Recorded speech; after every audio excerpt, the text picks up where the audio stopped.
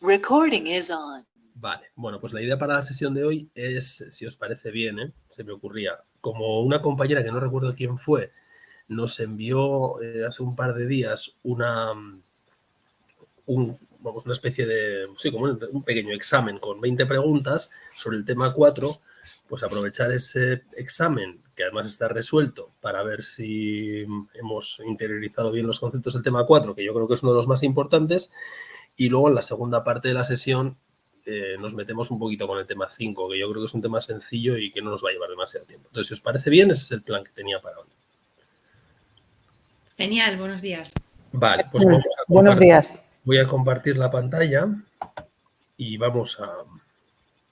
esto es un enlace que nos pasó una compañera, está en el grupo de Telegram, está en enlaces y os voy a poner el link para que lo podáis tener. Vamos a ver si acierto. En el chat, aquí os voy a poner el enlace, ¿de acuerdo? Y así podéis entrar y podéis ir respondiendo lo que os parezca. No sé si lo veis, en el chat ahí tenéis un enlace https://formsoffice.com, etcétera. Bueno, pues ahí, si hacéis clic, llegaréis a esta página. No sé por qué se me está yendo y viniendo.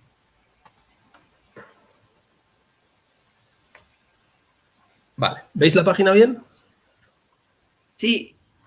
Perfecto. Bueno, pues si os parece, sin más dilación, como suele decir, vamos a empezar a responder las preguntas que están aquí. Primero hay unas cuantas preguntas teóricas y luego hay un diseño, que nos puede venir bien también para ensayar las preguntas de diseño que seguro que nos tocan en el examen, que suelen ser casi siempre de algún diseño experimental o cuasi experimental, o sea que bueno, que nos vienen bien. Vamos con la primera, a ver qué os parece. Venga, os escucho. Si queréis la leo. La manipulación intencional de la variable independiente, eso suena bien, ¿no?, es crítica en la metodología experimental porque permite: opción A, que el investigador pueda elegir las variables de estudio. Opción B, comparar grupos naturales con características diferentes y de interés para el estudio. C, asegurar la contigüidad temporal de la variable independiente como antecedente y la dependiente como consecuente. ¿Qué os parece? C. La D, si no hay. No, C. C de... Ah, C, perdón, vale, la C. Vale, la A y la B os suenan mal. La A y la B, la A, ¿por qué suena mal? Porque no, ¿cómo va a elegir el investigador? Claro, ¿no? Eso es algo que ya se ha, bueno, lo ha podido elegir, pero lo ha hecho antes. Eso no tiene nada que ver con la manipulación. Se supone que la manipulación intencional de la variable independiente viene después de que ya has elegido cuál es la variable independiente. Y además, la variable dependiente pues es otra y también es una variable de estudio, con lo cual la A no tiene mucho sentido. La siguiente, comparar grupos naturales. ¿Eso qué tal suena? ¿Suena que no son aleatorios o...? Claro, los grupos naturales son grupos que ya están formados, grupos que ya existen previamente, por tanto no hay manipulación por parte del investigador. ¿No? El investigador no hace nada con grupos que son naturales que ya están formados, por tanto no tiene sentido. Y efectivamente lo que se persigue con la manipulación intencional de la variable independiente, entre otras cosas, es asegurar la contigüidad temporal, es decir, que primero ocurre la variable independiente como antecedente y la dependiente como consecuente. Antecedente es lo que va antes y consecuente lo que va después. Entonces, efectivamente, si tuviera que elegir, aquí yo marcaría la C. Vamos a marcar la C y a ver qué nos dicen después. ¿Vale? ¿De acuerdo con esta? Sí. Vamos con la 2. Venga. Esta también salió el día pasado, lo comentamos en la sesión. Fijaos, dice, la selección aleatoria se diferencia de la asignación aleatoria en que la primera está relacionada con, y nos dice, la opción A dice la validez interna y la segunda con la validez externa. La opción B dice la forma de seleccionar los sujetos de la población que van a formar parte de la muestra y la segunda con la forma de asignar esos sujetos de la muestra a los diferentes grupos. ¿Vale?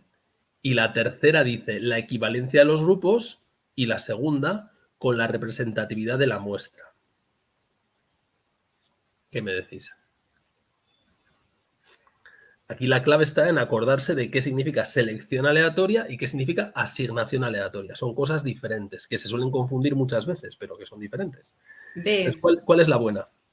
B de Barcelona. B de Barcelona. Efectivamente, la selección aleatoria se refiere a cómo elegimos a los individuos de la población para formar la muestra.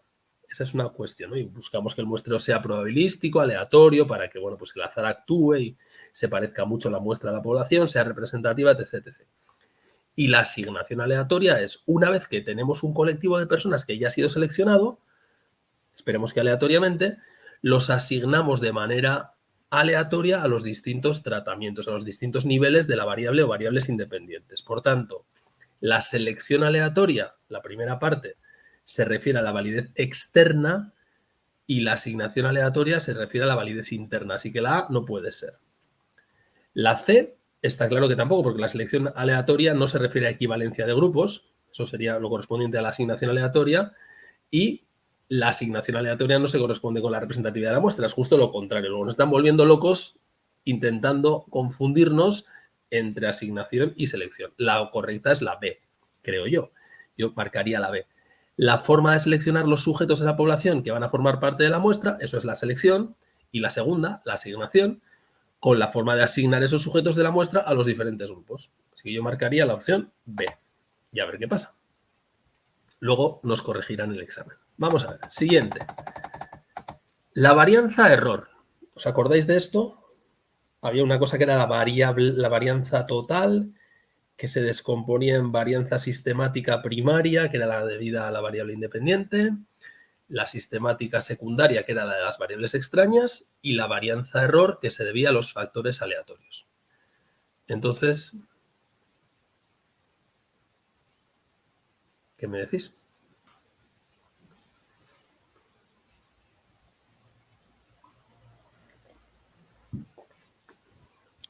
A. La A. Vale. La C, evidentemente, no es. ¿Por qué? Porque la varianza de error es lo que corresponde a los factores aleatorios que no estamos teniendo en cuenta en nuestro modelo, que no estamos considerando, que no tenemos en cuenta para nuestro diseño del experimento. Por tanto, no es predecible. Es la parte que dejamos fuera de nuestro control. Así que la C seguro que no es. La varianza intergrupo, yo no sé ni si aparece este concepto en el libro, pero se refiere a las diferencias que existen en la variable dependiente por el hecho de que los individuos están en un tratamiento de la independiente o en otro. Es decir, esto sería la varianza sistemática primaria. También la podemos llamar la varianza intergrupo, así que no tiene nada que ver. Y la correcta es la A. Se debe a fluctuaciones aleatorias y el efecto aleatorio de variables extrañas, imprevistas y no controladas. Es decir, además también es cierto, ¿no? Además de en la varianza error, aparte de estar los factores aleatorios, también están las variables extrañas que no hemos controlado, que son imprevistas. ¿De acuerdo? Por tanto, si yo tuviera que marcar aquí una alternativa, marcaría la opción A. Vamos con la cuarta. A ver qué me decís de esta. Para minimizar la varianza error, estamos buscando que los factores aleatorios tengan el menor efecto posible sobre nuestro diseño de experimento. Opción A. Se debe reducir el tamaño de los grupos. ¿Qué tal suena eso? Fatal. Fatal, suena horrible. O sea, siempre, a ver, aunque no vamos a hacer aquí una apología de que los tamaños de muestra tengan que ser grandes o grandísimos, pero bueno, siempre, evidentemente, cuantos más datos tengamos, mejor. Siempre que la muestra sea representativa, cuantos más datos tengamos va a ser mejor. La potencia de nuestro diseño va a ser mejor. Por tanto, siempre que nos hablen de eliminar individuos, reducir tamaños de grupos y cosas de esas, eso no es una buena idea. Así que la opción A, como has dicho muy bien, suena fatal. La opción B, ¿qué tal suena? Suena bien. Esa suena bien, ¿no? Los instrumentos, claro, Sí. si yo quiero reducir la varianza error, la idea era intentar que no ocurran chapuzas, por decirlo de una forma así un poco burda, ¿no? Procurar que los instrumentos sean válidos, sean sensibles, sean fiables, que las cosas se hagan bien, que los experimentadores den los mismos mensajes en todos los grupos, que no haya diferencias en el tratamiento a los individuos, salvo en lo que corresponde a la variable independiente. La segunda, la B, suena bien. ¿Y la tercera, qué tal suena? Mal. Suena fatal, suena fatal. Es decir, hombre, habitualmente no se puede, no es posible que el experimentador sea el mismo en todos los grupos, porque a veces pues, hay muchos grupos y no puede ser que una persona haga todo el trabajo, pero cuando hay varios experimentadores, la preocupación que tenemos es que todos los experimentadores hagan exactamente lo mismo y por eso se diseñan los protocolos de experimentación de una forma muy precisa. Por tanto, no es bueno que el experimentador sea distinto en cada grupo. No es algo que sea positivo. De hecho, es malo. Y lo que hacemos es que cuando hay muchos, pues tratamos de paliar ese problema dándoles instrucciones que hagan que se comporten de la misma forma. Por tanto, la C suena fatal. La A suena fatal, pues vamos a por la B, que sonaba bien. ¿Qué tal por ahora? Bien. Muy Bien, bien. ¿no? No parecen terriblemente difíciles, ¿no? No. Bueno, pues venga, vamos a por la 5. Dice, cuando los grupos no se han formado aleatoriamente, ¿vale? Es decir, los grupos se entiende, los grupos determinados por los distintos niveles de la variable independiente, se entiende, no lo pone claramente, pero se entiende que es eso. No se han formado aleatoriamente, es decir, cuando no ha habido una asignación aleatoria, el investigador se encuentra especialmente limitado para...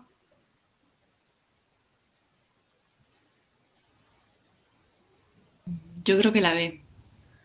La primera dice controlar la varianza error. Hombre, eso sobre todo se debe a otras cosas, se debe a lo que hemos dicho antes, ¿no? Experimentadores que dan mensajes diferentes en cada grupo, medidas que no son correctas, muchas chapuzas, vale.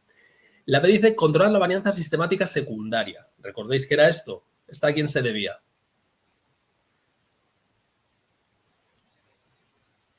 A las variables Extrañas era, ¿no? extrañas, efectivamente, ¿no? Y la primera y la sistemática primaria, que es de la que hablan en la tercera opción, se refería fundamentalmente a las variables, a la variable o variables independientes. Por tanto, si no se han formado aleatoriamente, ¿qué va a pasar sobre todo? ¿Qué va a ser lo peor?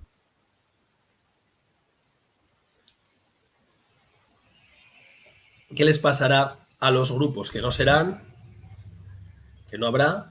Representatividad, ¿no? No, representatividad puede haberla, porque eso, la representatividad la da la selección aleatoria.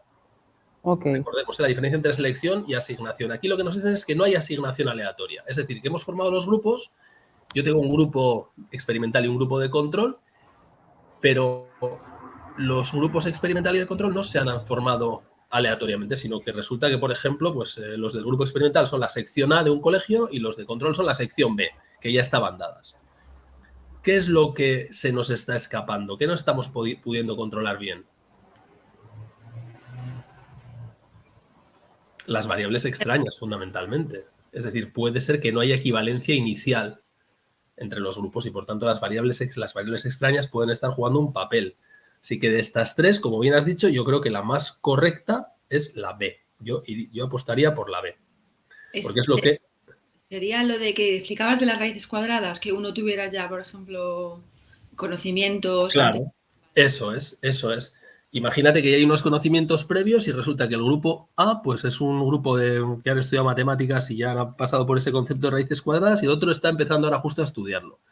Pues hombre, como no hemos podido asignarlos aleatoriamente a un grupo o a otro, hay una variable extraña que no la estoy pudiendo controlar, efectivamente. Eso es un buen ejemplo. Yo apostaría por la B, ¿vale? A ver qué nos dicen después en la corrección. ¿Vamos con el 6? ¿Qué me decís de este?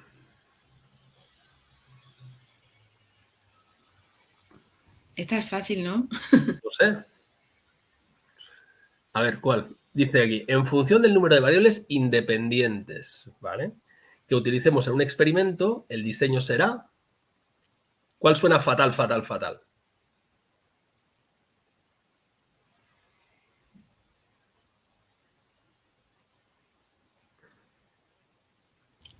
Pues la de sujeto, intrasujeto, no. Esa suena fatal. Intersujeto o intrasujeto suena fatal, porque eso no depende de cuántas variables independientes tengamos, eso depende de cómo decidamos diseñar nuestro experimento, si queremos que cada sujeto reciba todos los tratamientos o si queremos que cada sujeto reciba solo un tratamiento. Entonces, eso no tiene nada que ver con el número de variables independientes. Así que la B suena fatal.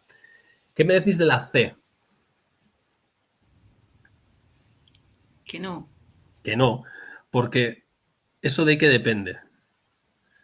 que sea de dos grupos o multigrupo? De cómo asignemos, ¿no? O sea, de que... Espera, a ver.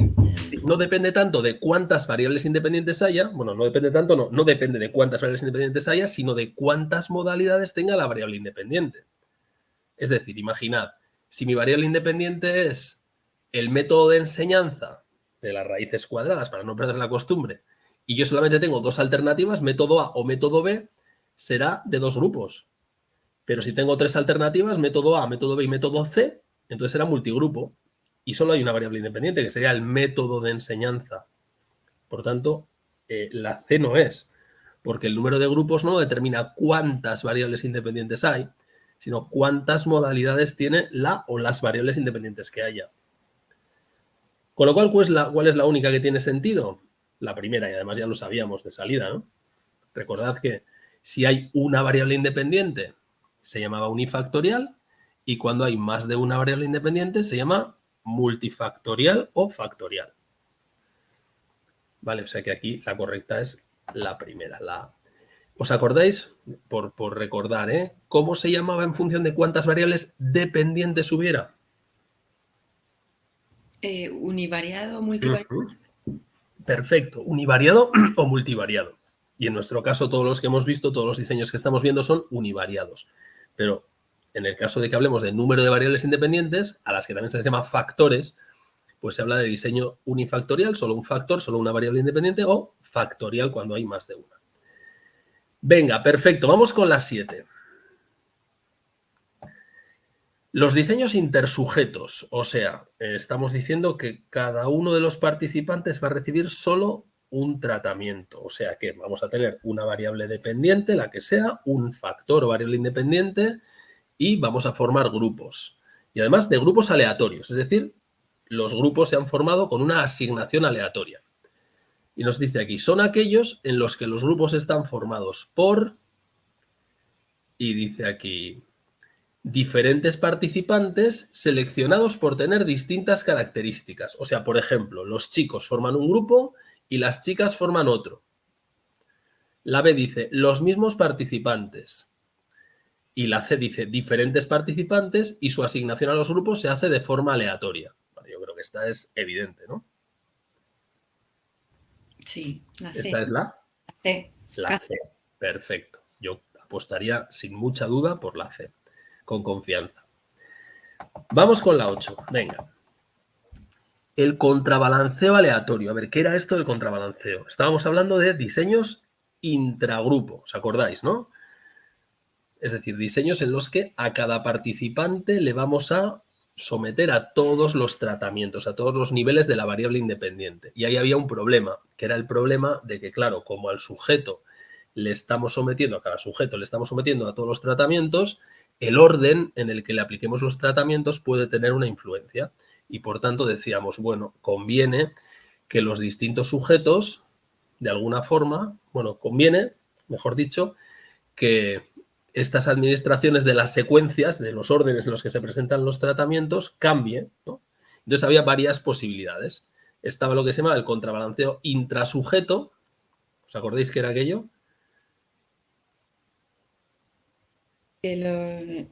Cada sujeto pasa por todos los tratamientos. Dos veces. Primero en un orden y luego el orden contrario. ¿Vale? ABC, CBA, por ejemplo. Es un contrabalanceo intrasujeto. Y luego estaba el contrabalanceo intragrupo, que era, no, hombre, no vamos a hacer esto. Vamos a hacer que cada sujeto pase por todos los tratamientos, pero solo una vez. Y a algunos les vamos a dar una secuencia y a otros les vamos a dar otra. Entonces, decíamos, una opción era pensar cuántos posibles órdenes existen, cuántas secuencias posibles existen y, bueno, pues que esas secuencias se repartan, ¿no? Es decir, bueno, pues venga, pues vamos a aplicar todas las posibles secuencias en nuestro conjunto de participantes. Claro, ¿qué problema tenía eso? Es lo que se llama el contrabalanceo intragrupo completo. Completo era todas las secuencias van a ocurrir.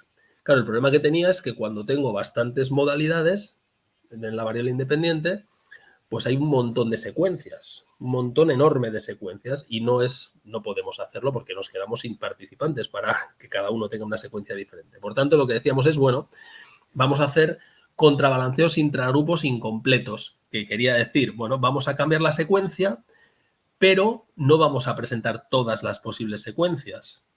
Y entonces teníamos, claro, el problema de que, claro, si no presentamos todas y las elegimos nosotros, puede ser que algunas secuencias aparezcan demasiadas veces y, por tanto, pues se favorezcan algunos órdenes por encima de otros.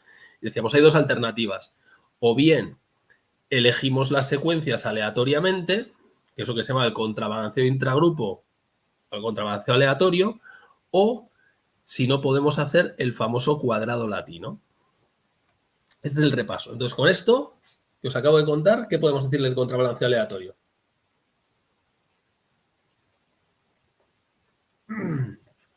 A, B o C.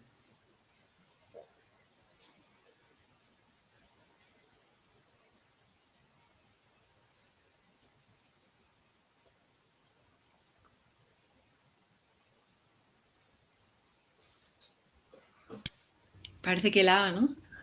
Yo creo que claramente es la A, ¿no? No hay mucha duda. Es decir, estamos hablando de contrabalanceo. Es intragrupo porque no vamos a someter a cada sujeto a todas en un orden y luego el orden inverso, luego es intragrupo. Y es incompleto porque elegimos aleatoriamente algunas de las posibles secuencias que hay, ya que no podemos aplicar todas ellas. Nada que ver con aleatorización de los grupos, porque esto es propio de los diseños intergrupo, con lo cual no tiene nada que ver. Y los bloques ya sabéis que son otra cosa completamente diferente. Así que aquí la única correcta que tiene sentido es la A. Vale, vamos allá. Ahora, siguiente pregunta. Contrabalanceo intrasujeto. Es decir, nos están preguntando por el otro que os he contado. Estamos en diseños intragrupo o intrasujeto. Sabemos que a cada individuo le vamos a someter a todos los tratamientos y además lo vamos a hacer primero en un orden y luego en el orden inverso. Por ejemplo, ABC, CBA. ¿Qué decimos aquí? La A, ¿no?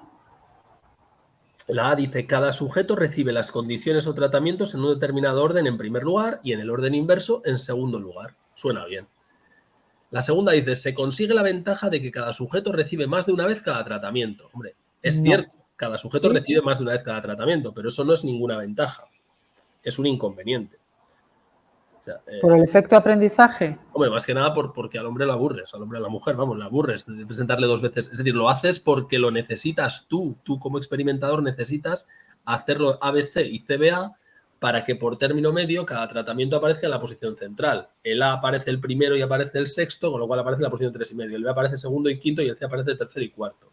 Entonces, lo haces porque lo necesitas, pero no es una ventaja, es un inconveniente que cada sujeto reciba más de una vez cada tratamiento. Entonces, esta yo no votaría por la B. Y la C, ¿se administran distintas secuencias de tratamientos a diferentes subgrupos de sujetos? No es cierta, porque se administra la misma secuencia a todos. Eso es, la C sería el contrabalanceo intersujeto. O sea, el otro, vamos. Así que la que suena mejor para mí es la A. ¿Vale? Sí. Venga, vamos con la 10. La técnica de bloques. ¿Os acordáis de esto? Era una forma de conseguir controlar las variables extrañas. Decíamos, si hay alguna variable que sea muy importante, vamos a ver, el azar, en principio, la asignación aleatoria va a hacer que se controlen las variables extrañas. Pero si hay alguna variable extraña que queramos controlar y que no queramos dejar al azar el control de esa variable extraña, podemos nosotros tomar el control. Entonces, definíamos una variable que es muy importante para la variable dependiente, creamos grupos de individuos que tienen valores similares en esa variable y a partir de ahí vamos reproduciendo en cada uno de los bloques el diseño experimental, ¿no? Por ejemplo, en nuestro famoso ejemplo de las raíces cuadradas, la variable coeficiente intelectual influirá. Hombre, pues una persona tiene un coeficiente intelectual, sobre todo relacionado con habilidades matemáticas, muy elevado, eso influirá en su desempeño a la hora de hacer raíces cuadradas. Bueno, pues vamos a hacer bloques de sujetos según cuál sea su CI y en cada uno de esos bloques vamos a repetir el experimento. ¿Vale? Entonces, ¿cuál de las opciones os gusta más?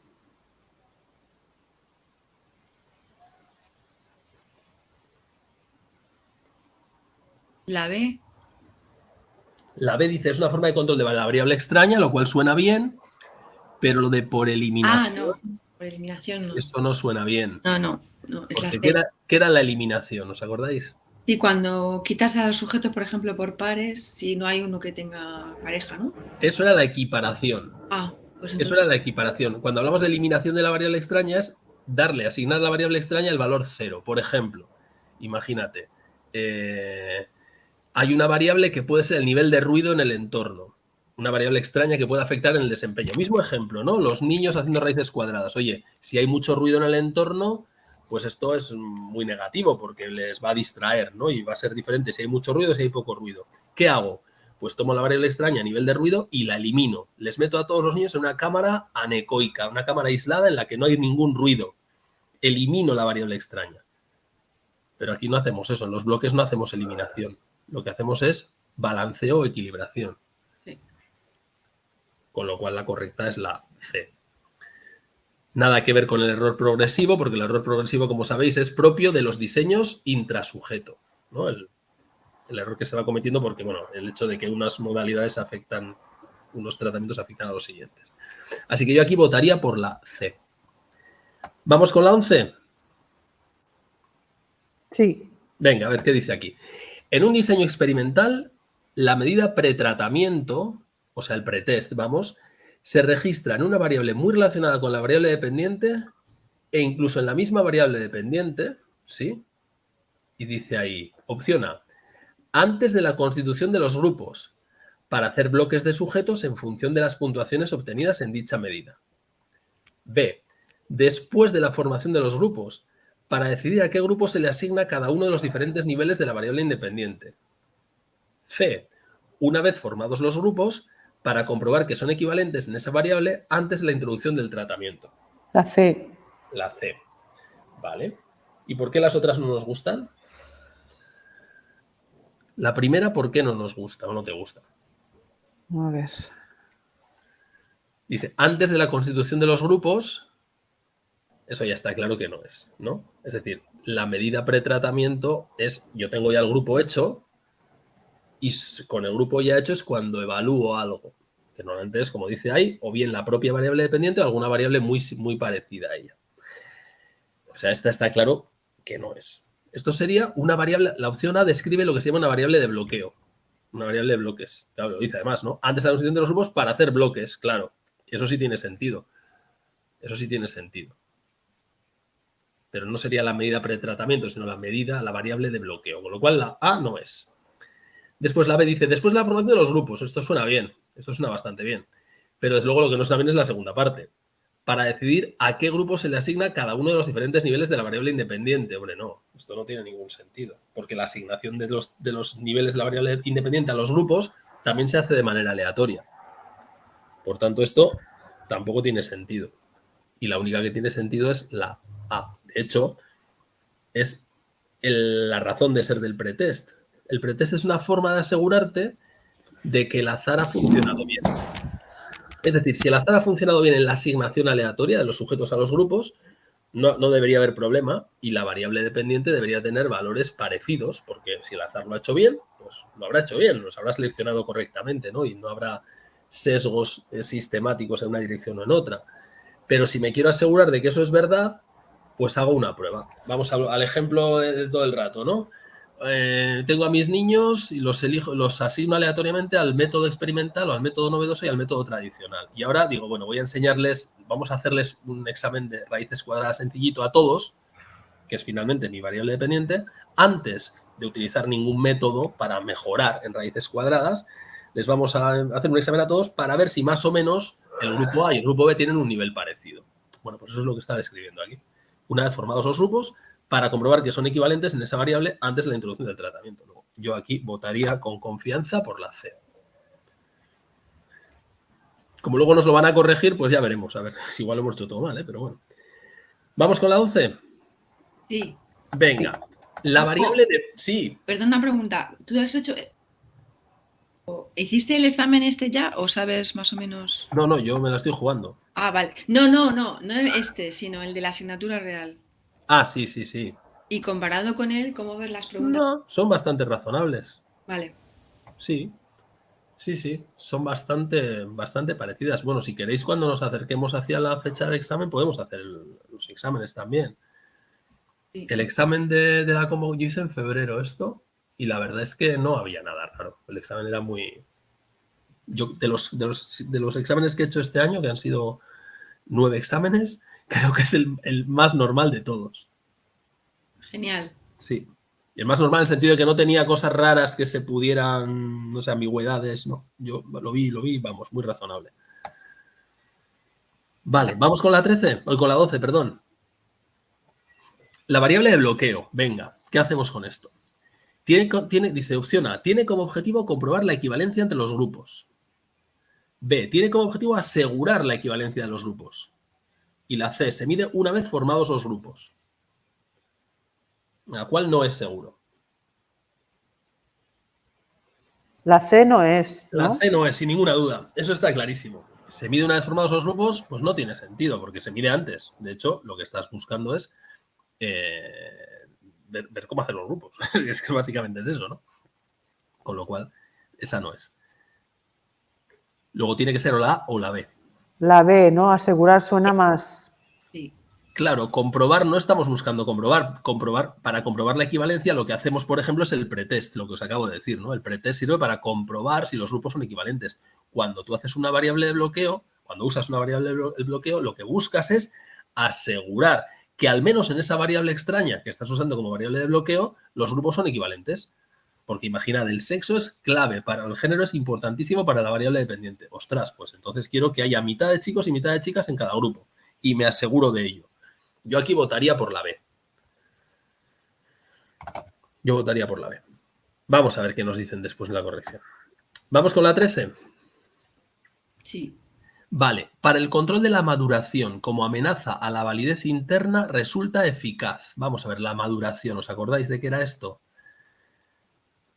¿Qué era esto de la maduración? Algo que tiene que ver con el efecto tiempo, ¿no? Pues, sí, efectivamente, el mero transcurso del tiempo hace que efectivamente que la variable dependiente cambie, ¿no? O pueda cambiar. Es decir, pues si una variable dependiente puede ser, por ejemplo, habilidad verbal, pues obviamente si estamos estudiando niños, su mero proceso madurativo hace que su habilidad verbal vaya creciendo, aunque a pesar de que tú no hagas ningún tipo de intervención, no hagas nada, no les asignes ningún tratamiento.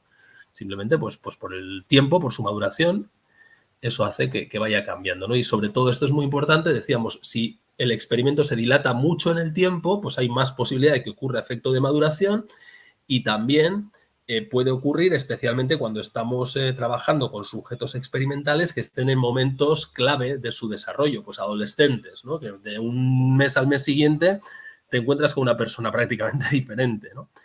Por tanto, bueno, ese es el efecto de maduración.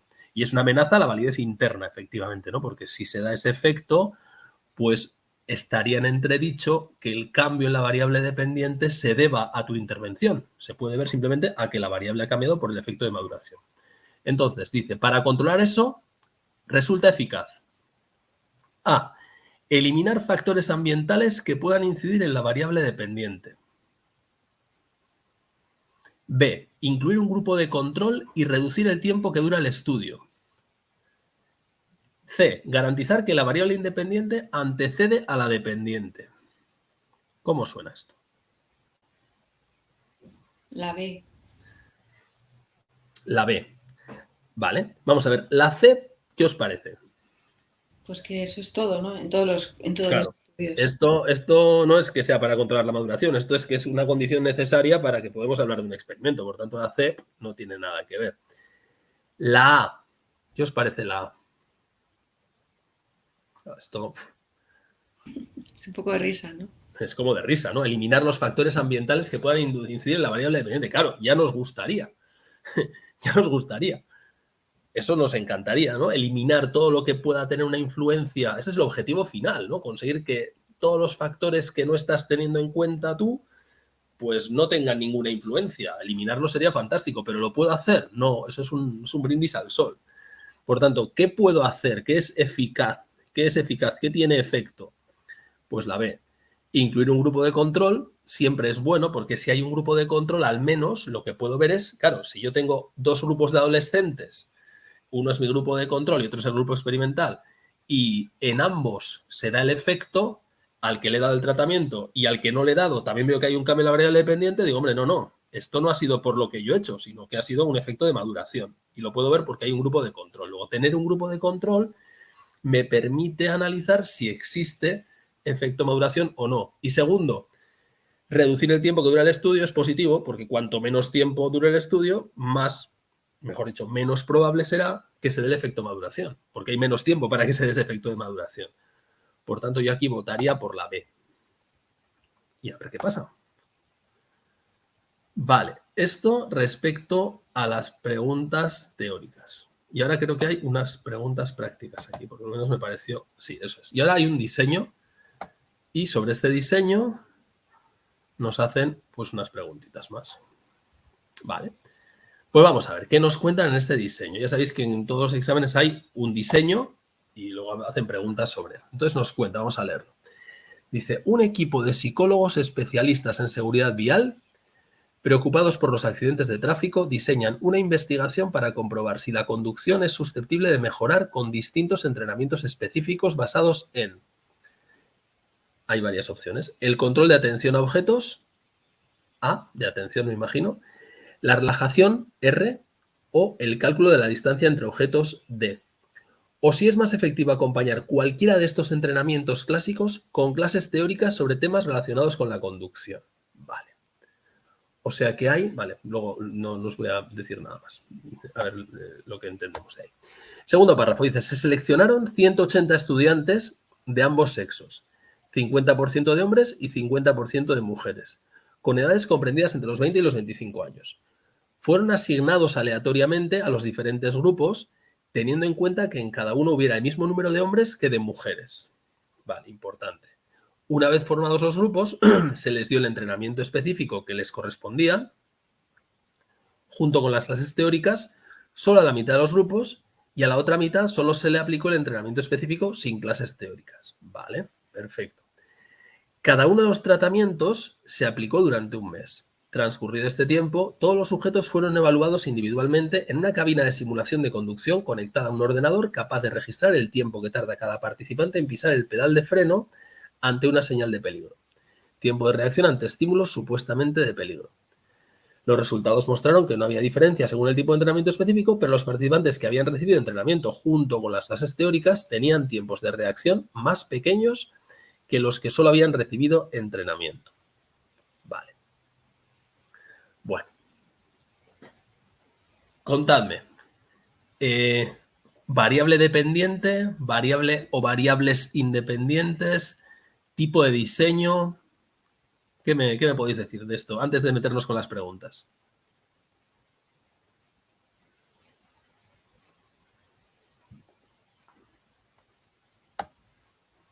Pues experimental, claro que es. Es experimental, claramente.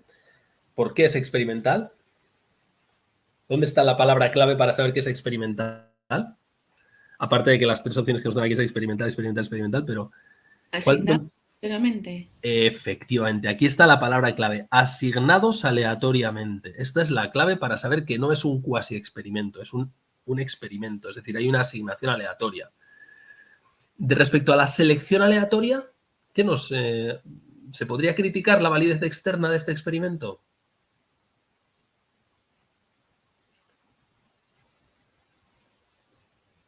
Fijaos que son muy cuidadosos con la terminología que usan, y lo hacen muy bien. Este enunciado está, en mi opinión, muy bien escrito. Fueron asignados aleatoriamente, esto se refiere a, una vez que tengo a los individuos, y ya los tengo, cómo los asigno a los grupos, ¿no? A cada uno de los grupos que va a haber. Pero no nos han dicho nada muy claro sobre cómo los han seleccionado de la población. Nos han dicho, se seleccionaron 180 estudiantes de ambos sexos. Y ya está. ¿Cómo se seleccionaron? ¿Nos habla de que hay una selección aleatoria? No lo dice. No lo dice, en absoluto. Es decir, aquí a lo mejor son 180 que te has encontrado por la calle, bueno, cuidando que sean la mitad hombres y la mitad mujeres, pero solo sabemos que hay 90 hombres estudiantes y 90 mujeres estudiantes. entre 20 y 25 años. ¿Cómo los han conseguido? No tenemos ni idea.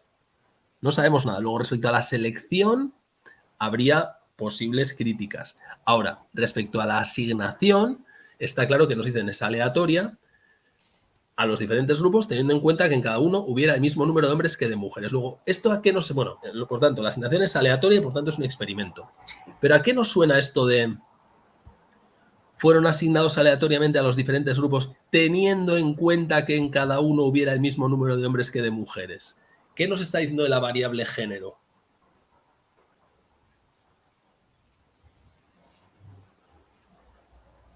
Que está equilibrada, ¿no? Claro, que es una variable ¿qué? ¿Qué tipo de variable es? ¿Es una variable independiente que nosotros manipulamos? No, es estable, es súper estable, en general. Variable independiente, o sea, el género no lo podemos manipular en principio, ¿no? Entonces, ese es el que es. ¿Pero qué es entonces el género? ¿Es la variable dependiente el género? No, la variable independiente. No es independiente tampoco. No. Independiente no es, porque yo no la puedo manipular. Y dependiente tampoco es, porque no es la variable que yo voy a medir. ¿Qué es el género en este diseño? ¿Es extraña? Es una variable extraña que yo estoy queriendo controlar. ¿Y la estoy queriendo controlar cómo? Equilibrándola. O sea, Equilibrándola, o mejor dicho, en este caso es más que equilibrándola. Estoy tratando de equipararla. Estoy tratando de hacer que en cada grupo haya... O sea, si yo pongo un chico en un grupo, tengo que poner una chica también. Para cada chico voy a poner una chica. ¿Sí o no? Eso es equiparación. Eso es equiparación. Vale. Es equiparación o matching, es lo mismo, decir equiparación o matching. Entonces, equilibrar, ¿para qué se usa aquí? Equilibrar, la idea es la misma. Lo que pasa es que el equilibrado no es tan exacto. Es decir, el matching es, mira, chico aquí, en el grupo 1, pues pongo en el grupo 1 un chico, en el grupo 2 pongo un chico. Si ahora pongo una chica en el grupo 1, pongo una chica en el grupo 2. Es decir, para cada individuo que incluyo en un grupo, tengo que incluir otro individuo en el mismo grupo, en el otro grupo que sea exactamente igual que él en esa variable que estoy equiparando. O sea, de composición, ¿no? Eso es. Estoy componiendo los grupos, pero asegurándome que son exactamente iguales en cuanto a su composición. Es decir, si en el grupo experimental, imagínate que es un grupo experimental y grupo de control, pues si en el grupo experimental va un chico, inmediatamente tengo que buscar un chico para el grupo de control. Chica al experimental, chica al de control. Y así uno por uno, para que la composición sea exactamente la misma y que haya un equilibrio perfecto. El equilibrado se refiere a que, bueno, no tiene que tener exactamente el mismo, imaginad, el ejemplo que estábamos trabajando antes, ¿no? El CI y las raíces cuadradas. Hombre, no tengo necesariamente que encontrar una persona que tenga exactamente el mismo CI que el que he incluido en el grupo experimental. Con que sea del mismo rango aproximadamente me sirve. Cuando son así se habla de equilibrado. Y la equiparación es exactamente el mismo valor. Vale. Vale, sigamos. ¿Qué más vemos por aquí? ¿Cuántas variables independientes hay? Perdonad que me llaman al timbre. Un segundito, ¿eh?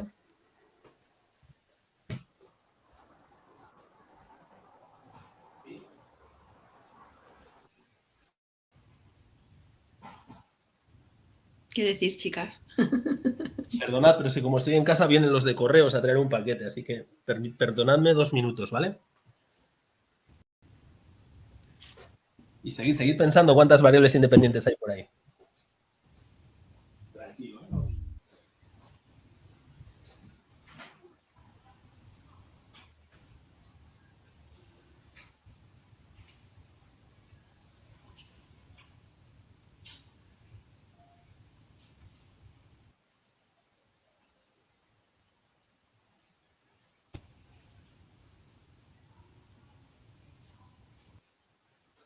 Yo también creo que es factorial, ¿verdad?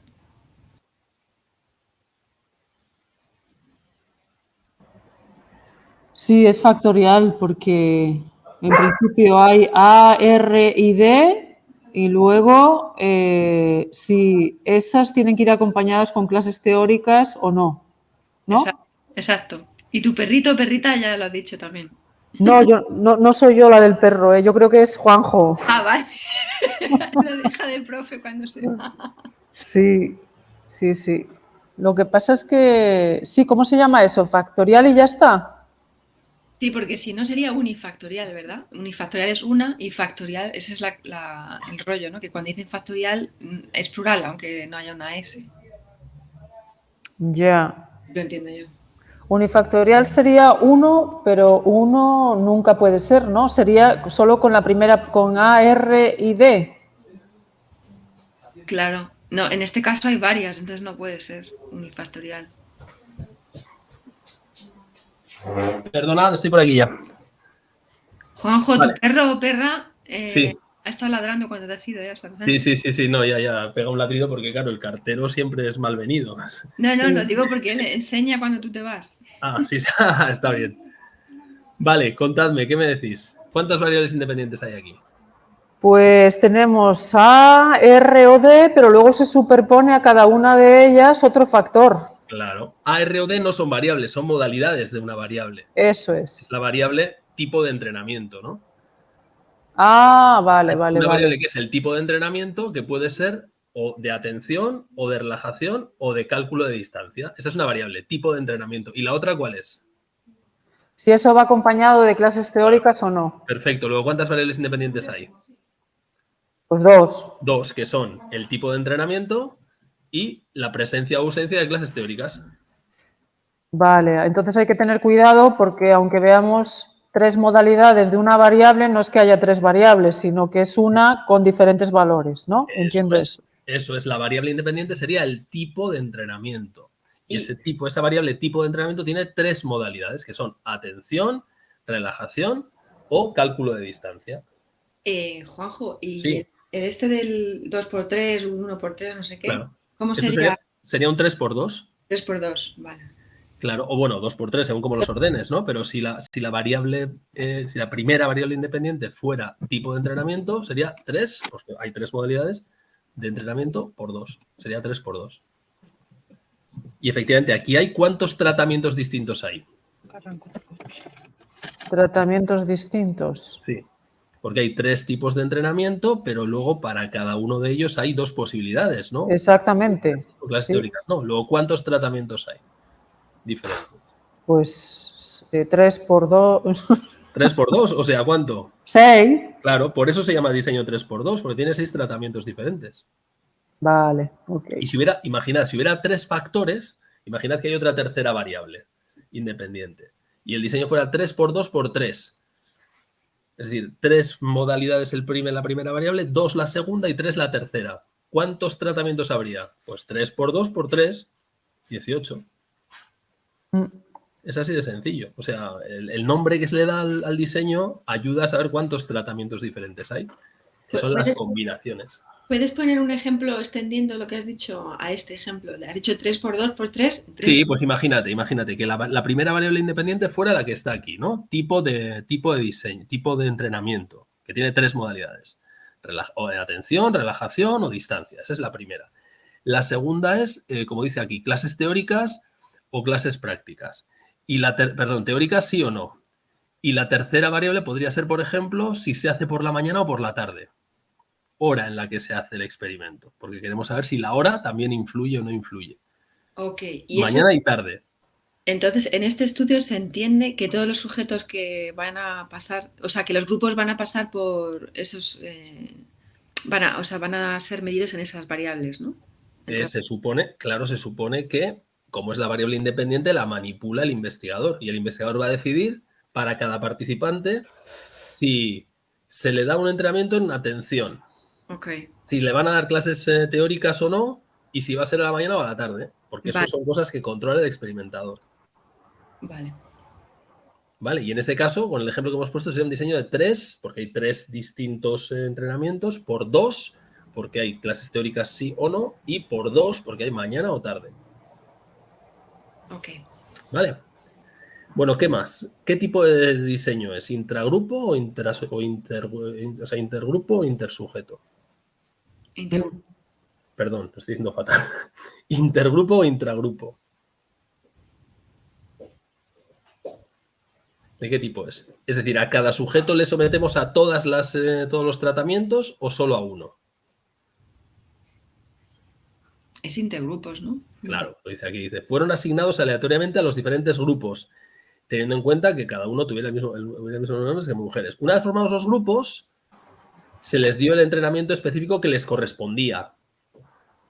Uno, u otro o el tercero, junto con las clases teóricas, solo a la mitad de los grupos y a la otra mitad solo se le aplicó el entrenamiento específico sin clases teóricas. Luego está claro que cada sujeto recibe lo que le toca. Y es una cosa, una combinación de atención, relajación y distancia con clase teórica sí o no. Una combinación a que le toque, que hay 6.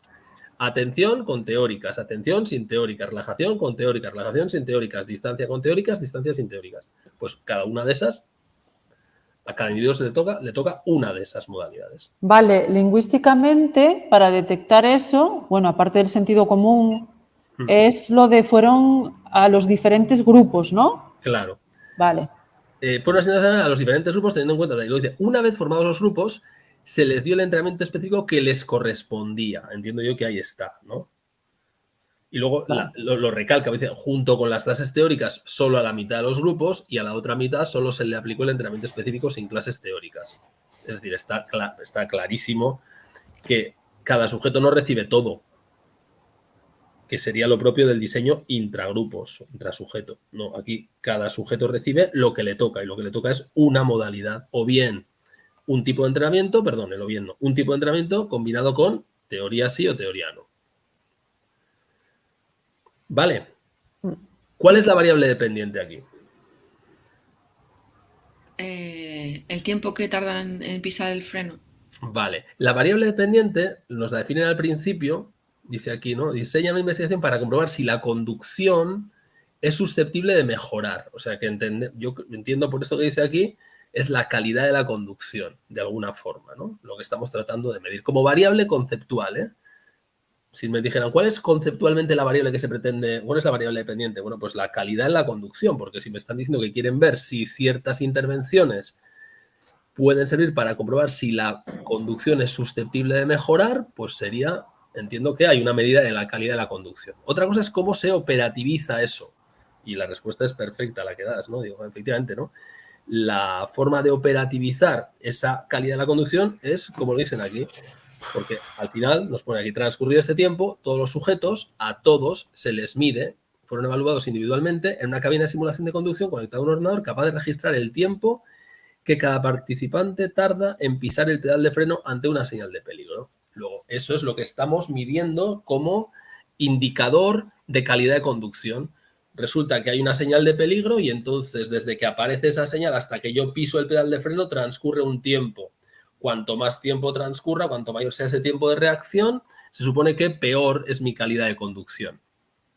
¿Vale? Por tanto, bueno, pues esa es la forma de operativizar la variable. Tiempo de reacción desde que aparece una señal de peligro hasta que piso el pedal de freno. ¿Vale? Sí. Bueno, pues con todo esto vamos a responder las preguntas, a ver qué nos preguntan.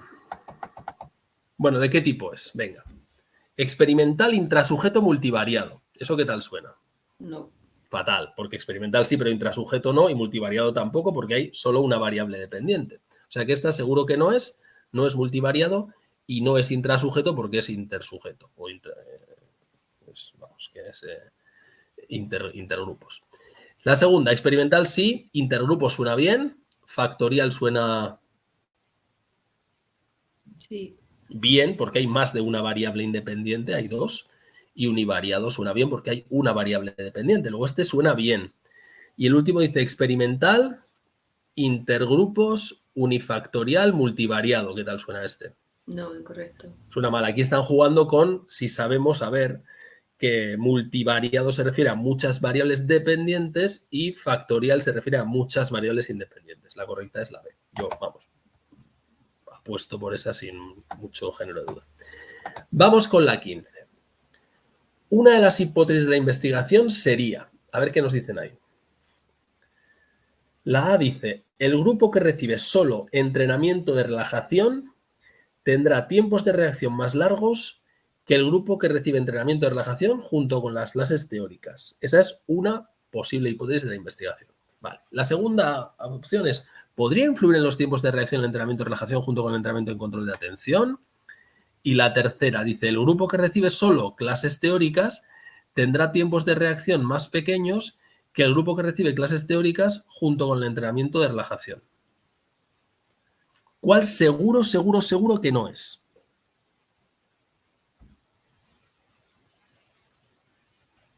La A. La pregunta, ¿no? ¿No? La pregunta no es. Una hipótesis jamás puede ser una pregunta. Es una afirmación. Una hipótesis es una afirmación, es una conjetura, es una afirmación. Yo creo que pasa esto. No es una pregunta tímida. Oye, ¿puede ser que...? No. La hipótesis siempre es una afirmación. Por tanto, la B seguro que no es. Seguro que no es. Podrían ser la A o la C. Vamos a mirar la C. La C dice, el grupo que recibe solo clases teóricas tendrá tiempos de reacción más pequeños que el grupo que recibe clases teóricas junto con el entrenamiento de relajación. ¿Cómo suena esto? Alguien ha dicho la C antes.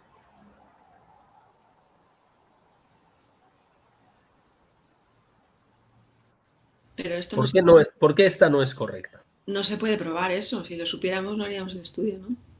Bueno, el estudio lo hacemos para comprobar si esto es verdad o no. Pero ¿el estudio permite comprobar si esto es verdad o no?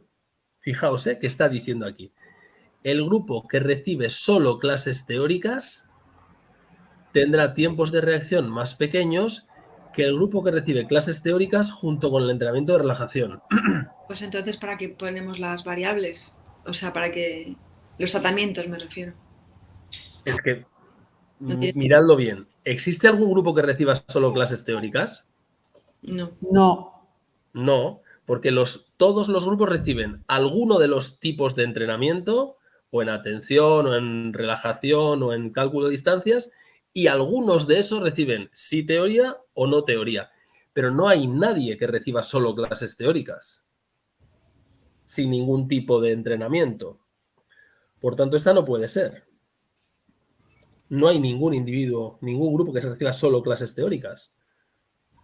Todos reciben algo, más clases teóricas sí o no, pero no hay nadie que reciba solo clases teóricas.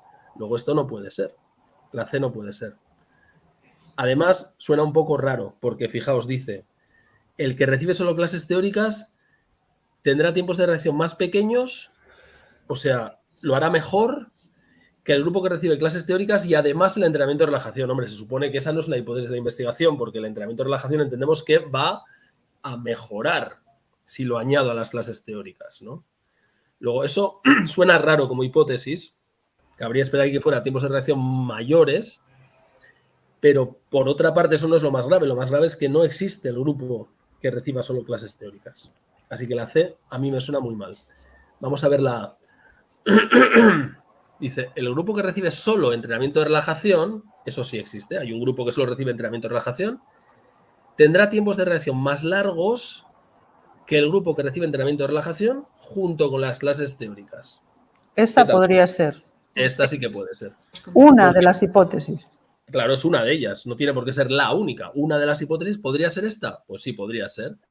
El grupo que recibe solo entrenamiento de relajación, existe un grupo que recibe solo entrenamiento de relajación y hay otro que tiene entrenamiento de relajación y además clases teóricas. Y la hipótesis es que el primer grupo, el que solo recibe relajación, tendrá tiempos de reacción más largos, es decir, conducirá peor, le costará más reaccionar, que el grupo que además del entrenamiento de relajación tiene clases teóricas. Con lo cual, si yo tuviera que elegir, desde luego la B no, la C tampoco por lo que os he dicho, porque este grupo no existe, el de solo clases teóricas, y además porque la hipótesis parece rara, mientras que aquí todo parece encajar. No es una pregunta, es una afirmación, compara grupos que existen, solo entrenamiento de relajación y solo entrenamiento de relajación más clases teóricas, y además la relación que plantea es razonable. Con lo cual yo aquí votaría por la A. Vale. No sé cómo plantear esto, pero con todos los datos que tenemos, sí. La posibilidad de esas hipótesis, o sea, potencialmente son muchas, ¿no? Quiero decir que igual que aparece esta enunciada, podría aparecer cualquier otra combinación. Claro, pero lo que queda claro es que de las que nos plantean aquí, esta no puede ser una hipótesis porque es una pregunta, y esta hipótesis, la C, no puede ser tal y como se ha diseñado el experimento. Vale. Porque no existen estos grupos de comparación. No hay un grupo que reciba solo clases teóricas y nada más. Por lo tanto, no podemos, esta hipótesis no se puede comprobar con lo que hemos hecho, mientras que esta primera sí se puede comprobar. Yo tengo un grupo que solo ha recibido entrenamiento de relajación y otro que tiene relajación más teoría. Y entonces tengo esos dos grupos, en ambos mido el tiempo de reacción y mi hipótesis antes de hacer nada es que los que tienen teoría, los que les hemos añadido la teoría, lo van a hacer mejor. Esa es mi hipótesis de investigación. Vale. ¿Sí? Sí. La A suena bien. Bueno, vamos con la 16. Venga, va, que nos queda poco. Variables independientes son... ¿Cuáles son? La A. Vale, los tipos de entrenamiento, que eran, hemos quedado, atención, relajación y cálculo de distancias, y cómo se aplica, solo o con clases teóricas. Esa suena bien. Cada entrenamiento específico y género. No, cada entrenamiento no es una variable independiente. Cada entrenamiento es una modalidad de la variable independiente tipo de entrenamiento. Por tanto, la B no puede ser. Y el género no es variable independiente, el género es una variable extraña. Y la C dice cada entrenamiento específico, está claro que no, y las clases teóricas, está claro que no.